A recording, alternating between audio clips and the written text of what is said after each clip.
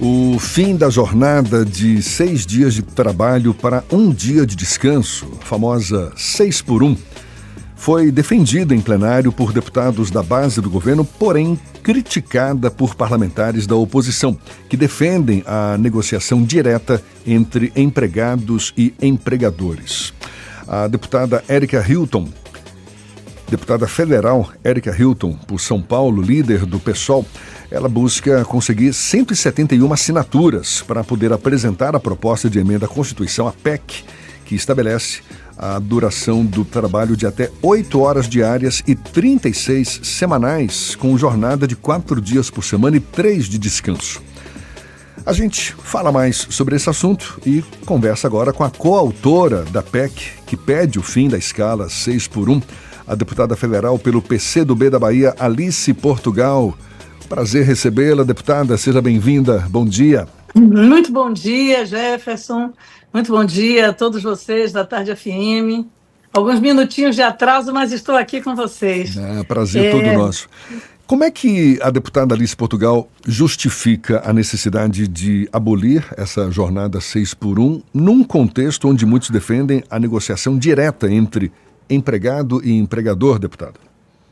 Jefferson, essa é uma antiga bandeira do sindicalismo tradicional e que ganhou uma nova roupagem. Você sabe que a questão da jornada de trabalho sem redução de salário, ela é uma grande luta, inclusive foi essa luta que deu origem ao grande 1º de maio, né, quando eletrocutaram 2 trabalhadores americanos, Sacco e Vanzetti, né, imigrantes italianos, foram para a cadeira elétrica porque lutavam pela redução de 16 horas diárias para 12 horas diárias. Então, essa discussão sobre o aluguel da força de trabalho, porque o salário é isso, você aluga a sua força de trabalho e recebe a remuneração no fim do mês. O lucro de quem emprega está nesta relação. Essa é a relação, não é, da atual forma econômica do mundo, capitalismo. O aluguel da força de trabalho e o lucro sobre a exploração do trabalho. Então, há muito tempo que se defende o fim das 44 horas, porque não existia 44 horas no Brasil. E na Constituição cravaram 44. Né? Isso é uma coisa absurda. Inclusive, agora, quando conquistei o piso da enfermagem, o Supremo legislou, né? O piso era independentemente de jornada, e eles acrescentaram as 44 horas, reduzindo o valor do piso a mais de 50%. E por isso a nossa visão é que, ganhando as redes sociais, ganhando a boca da juventude, através do vigor da Érica Hilton, isso ganhou um colorido diferente, ganhou um colorido novo e justo. Porque os países em que a jornada 5 dias de trabalho por 2 de descanso foi implantado, há países aí, é claro, os mais desenvolvidos, né, no hemisfério norte, os países nórdicos, a Finlândia e outros, né, eles conseguiram 4 por 3. Nós sabemos que isso é muito difícil, mas 6 por 2, o Reino Unido teve um implemento de produção e de satisfação do trabalho gigantesco quando foi implementada essa nova jornada. E é claro que isso ajustado a cada segmento, então você não vai poder fechar o shopping. Vamos resolver essa questão, não é, dando 2 dias de descanso intercalados durante a semana, ou mesmo incrementando o pagamento daquelas horas trabalhadas em fins de semana ou feriado. Enfim, a negociação sempre acontecerá, mas ela não pode ser, não é, o carro-chefe, porque você tem categorias fortes que a negociação coletiva é ok, mas você tem categorias isoladas, oficinas mecânicas, né? Elas estão espalhadas por todo canto, por todos os bairros, por todas as esquinas. Quem vai negociar por eles? Patrão e empregado diretamente? O empregado já entra em desvantagem. O patrão sempre negocia junto. Não é? Então, é por isso que nós entendemos que há de haver uma legislação que flexibilize a jornada, que garanta que a jornada seja 5 por 2, né? 5 por 2, e efetivamente possamos, a partir daí, ponderar setor a setor o que é possível fazer de flexão. É uma grande bandeira, é a bandeira do momento do mundo do trabalho. E como é que fica, imaginando que essa escala 6 por 1 termine? acabe, como é que fica o diálogo com os empresários, com os empregadores, É que isso, penso o eu são os diálogo que é mais imediato. resistem, não é? São os que mais resistem. Qual o argumento a senhora tem para convencer o setor empresarial de que o fim da escala 6 por 1 é uma boa? Eu convido vocês a visitarem aí minhas redes sociais. Hoje eu publiquei nos Stories uma velha reportagem do grande Caco Barcelos, né? Em que ele vai acordando os trabalhadores de manhã no ônibus e no metrô, né? Bom dia. E aquelas pessoas às 4 da manhã estão dormindo, né? Na nossa casa, as pessoas que trabalham, que chegam às 7, elas saem às 5 de casa. Então são 3 horas de viagem, 2 horas de viagem, a depender da cidade. Salvador é uma dessas, né? Você tem o metrô, mas não tem um ônibus de ligação a certos bairros da cidade. A pessoa desce do metrô, tem que pegar mais um ônibus. Quando não tem que pegar um ônibus da sua casa até o metrô. E isso é muito custoso, ou um transporte informal. A realidade é que a exaustão diminui a produção. É um erro o empresário achar que o seu trabalhador, seu empregado exausto, vai render mais. Não rende mais. Ele rende menos, a atenção é menor. Inclusive em áreas delicadas como saúde, indústria química, né, indústria farmacêutica, que necessita de acuidade, de visão, de destreza. O cansaço é fatal. Então, primeiro é isso, é que ele vai melhorar a produção dele, vai melhorar a qualidade da produção dele, ele vai melhorar, né, o ânimo do seu empregado, o trabalhador, para que ele produza com qualidade e com muito menos erros e desperdícios. E assim, eu acho que você, ponderando com a qualidade, né, e ponderando sem a redução de salário, e não haverá, portanto, também nenhum implemento, com o mesmo salário de hoje, você pode montar uma escala que seja mais humanizada. O debate é esse, é sobre humanização. E eu tenho certeza que boa parte do empresariado vai concordar, né? Porque sabe do que eu estou falando em relação à destreza, à atenção, a foco, né? E à exaustão. A exaustão é um grande elemento de risco para quem trabalha com elementos delicados, com a atenção necessária. Né? Não é só o trabalho carregar a carga do porto, que também não dá para fazer exausto. Né? Então, é essa discussão. A APEC, nós tivemos um momento de coleta de assinatura e mesmo na coleta já tem gente me perguntando, e aí vai começar quando, gente? Nós estamos dando entrada, agora o debate vai começar. Deputada, Né? bom dia, Ernesto aqui. Lembrando aqui que quando se lutava ainda pelo fim da escravidão, também era um desassossego dizendo que sem a escravidão o país ia quebrar.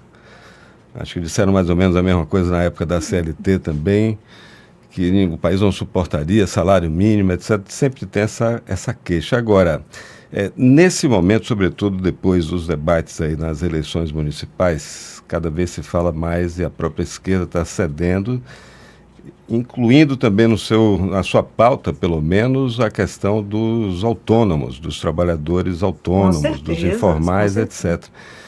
E esse segmento, deputada, cada vez maior, de que maneira ele é impactado ou atingido caso a gente finalmente consiga superar a jornada 6 por 1 e libere para negociação, ou sinalize pelo menos uma mudança no nosso regime de trabalho? Bom, Ernesto, um prazer enorme falar com você, um dos mais qualificados Igualmente. jornalistas dessa terra. Dizer que a uberização, como a gente acabou classificando, né, carimbando, a falta de direitos, né, a completa, né, mão de obra sem qualquer direito. Isso é um grave problema mundial. As regras do trabalho foram mudadas para pior. E no período anterior do Temer, né, 2 anos de governo golpista e depois do inelegível e, né, impronunciável, segunda-feira de manhã, não vou dizer o nome, eu prometo, nós perdemos. A carteira de trabalho não é obrigatória, ela é verde e amarela.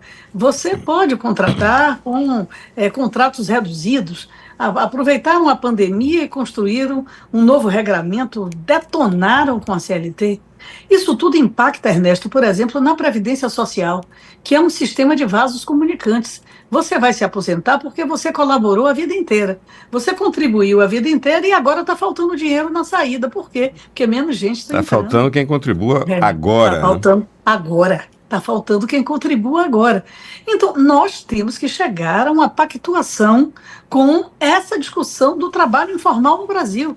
Foi feita uma proposta recentemente que os trabalhadores não aceitaram.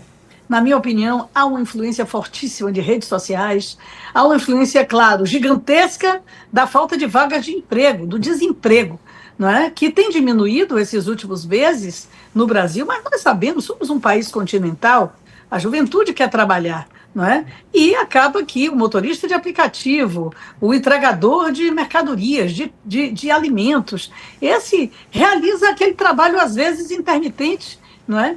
E recebe aquele dinheiro, mas não pensa no depois. Se ele for acidentado, se ele adoecer, e se ele envelhecer, porque esse é, na verdade, o destino de todos nós, quem não morre antes envelhece, felizmente. Não é? É o que todo mundo deseja, pelo menos. Né? Esse debate da jornada, ele é um debate amplo e que ele vai acabar abraçando essas outras discussões. Né? Regulamentar quem não é regulamentado no limite.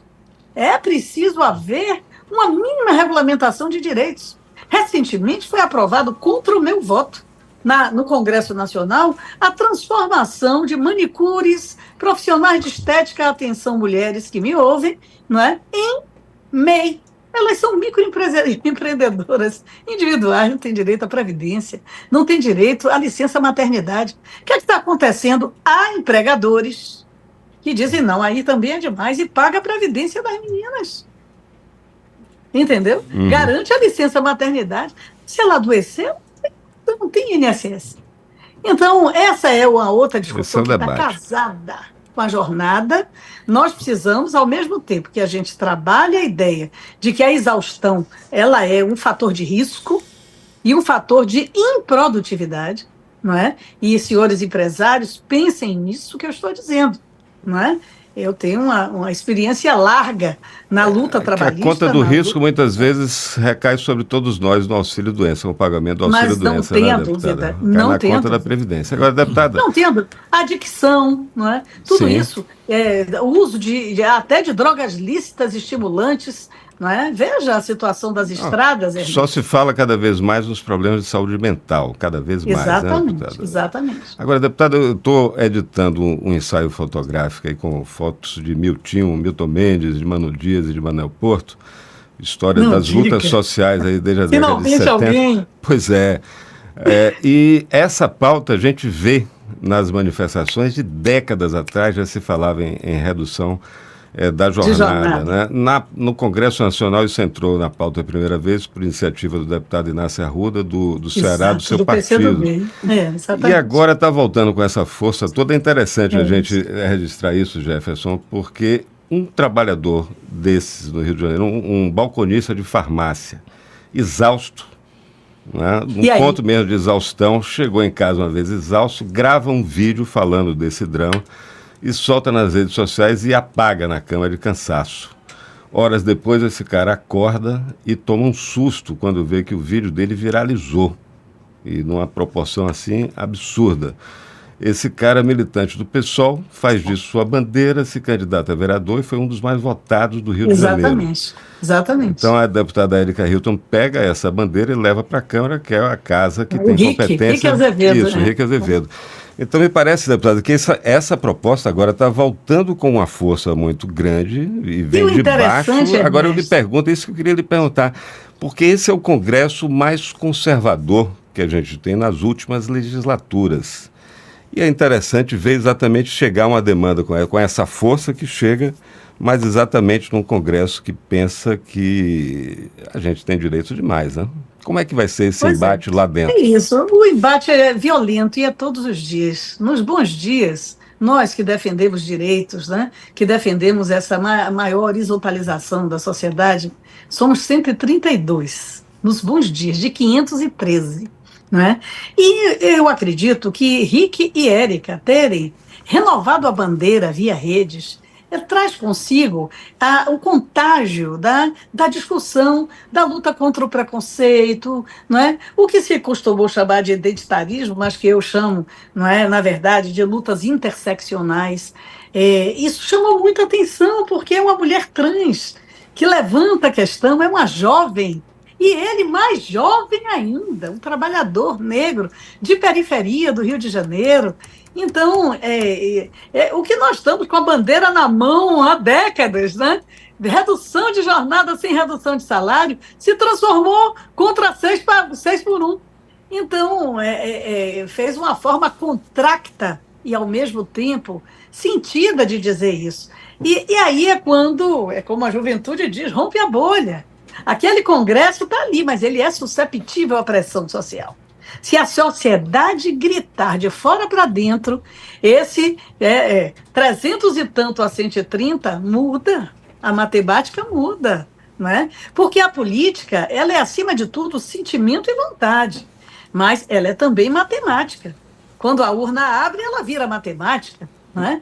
Quando há uma diferença entre uma campanha minha e de um milionário, ela vira matemática. Então, do ponto de vista político, se a sociedade se motivar, se a sociedade se mobilizar, se empresários progressistas e defensores do trabalho decente se aderirem a essa tese, nós vamos chegar, de fato, a uma votação que nos traga, talvez não o ideal, mas o possível para uma modernização dessas relações de trabalho do Brasil, que estão atrasadas, anacrônicas e ao mesmo tempo, mutiladas. Porque a CLT, apesar de ter mais de 60 anos, ela era uma lei que garantia direitos, assim como o regime jurídico único dos servidores públicos, que foi completamente defenestrado. Isso não impediu que a gente atingisse o pleno emprego entre 2014 e 2015. Exatamente, né? Apesar de reforma, baixos salários, de salários, não é? Mas você tinha a fonte, né, de alimento, não é? Então, a natureza alimentar do salário foi exercida. Isso é uma vitória social gigantesca. Quem está no G20 social está mandando os recados. Eu quebrei o pé, Ernesto, não pude sair daqui. Então, nós estamos com essa recado da África, onde tem países em que as mulheres comem uma vez no dia, os homens comem duas. Então, a fome é uma mazela, não é, dos países em desenvolvimento. E o Brasil agora, nesse período de 2 anos aproximadamente de Lula, já conseguiu tirar em torno de 25 milhões de pessoas da fome, mas nós ainda temos mais 15 ou 20 para tirar, ou seja, a fome existe. E a insegurança alimentar, fundamentalmente, eu que faço aqui minhas panfletagens pela federação afora, entro ali, bato na porta de gente que eu conheço há muito tempo, está a criancinha comendo, não é, salgadinho na hora do almoço. E aí, mãe, de férias, Alice, de manhã eu dou o café, ele faz esse lanche aí, come esse salgadinho, para de noite eu tenho que dar, para não dormir sem o alimento. Então, nós precisamos, de fato, tratar de trabalho humanizado e de garantia de ampliação das vagas de emprego para homens e mulheres, creches para crianças, para que a mulher possa trabalhar, para que a criança maior não tome conta da menor e a gente tenha um dos maiores índices de queimados do mundo. Nós temos crianças queimadas porque derrama comida sobre si, derrama água sobre si do arroz, né? Então, de fato, ainda um país muito desigual. Nosso problema não é tanto a pobreza global do país, é a desigualdade que faz uma parte extremamente pobre. Então, eu acredito que esse debate da humanização do trabalho, ele puxa tudo, Ernesto. Puxa tudo, e eu chamo a sociedade, chamo a Bahia, né, pioneira na luta contra a escravidão. Né? Essa é a semana do 20 de novembro. E nós temos muito a lembrar sobre isso. Quando, não é, o dono do corpo não era dono de seu corpo. Quando o senhor de escravos era dono da alma e do corpo de um escravo. Isso foi a chaga social mais brutal desse país, que foi o último a libertar a escravidão negra no mundo. Então, nós temos muito a dizer sobre isso, né? E está chegada a hora. Maravilha. O assunto está colocado na mesa, já com as assinaturas necessárias para tramitar na Câmara dos Deputados, essa proposta que pede o fim da escala 6 por 1. Vamos aguardar os próximos passos. Deputada federal pelo PCdoB da Bahia, Alice Portugal, muito obrigado pela sua disponibilidade. Bom dia e até uma próxima, deputada. Muito obrigada, Jefferson, Ernesto. Um beijo para Levi e para todos os ouvintes da Tarde FM. Forte abraço. Abraço. 8h46.